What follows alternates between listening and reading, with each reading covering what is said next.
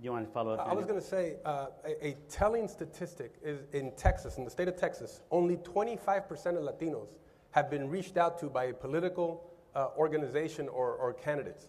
Only 25%. I mean, it's no wonder that only 38% is the turnout rate for Texans, while in Florida, it's 62% for Latinos. So, I mean, you're seeing a disparity there in messaging, in folks, getting the word, informing the electorate about the issues that matter to them, that is going to improve their societies, that is going to improve their families or their lot in life. So that's the effort that we're involved in, is to get our message into the communities.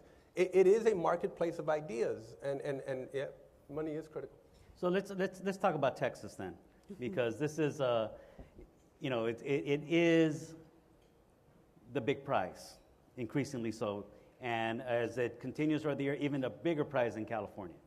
It picked up 4 congressional seats after this last redistricting, reapportionment, largely because of the growth of Latinos in the state. 65% of Texas's growth was Latino.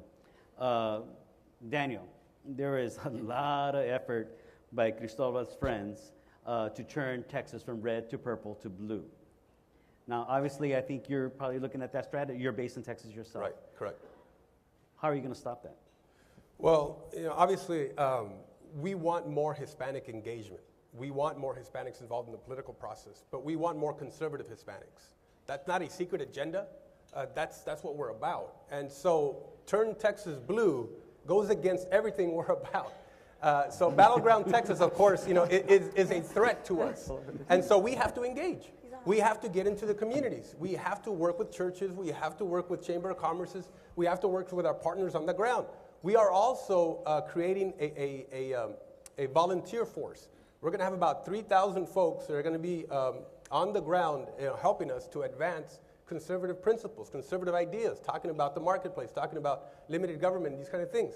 We're already well on our way to enlisting those folks who are already helping us. We have offices and staff already in Dallas, in Houston, in South Texas, and in San Antonio. So that's what it's all about. It's engagement.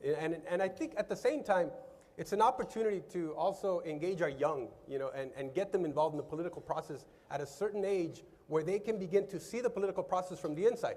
For far too long, the Latino community was on the outside looking in.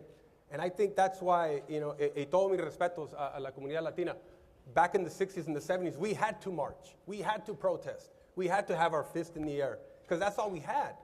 And so it was uncouth. It was uncomfortable to do that, but that's the only solutions that we had.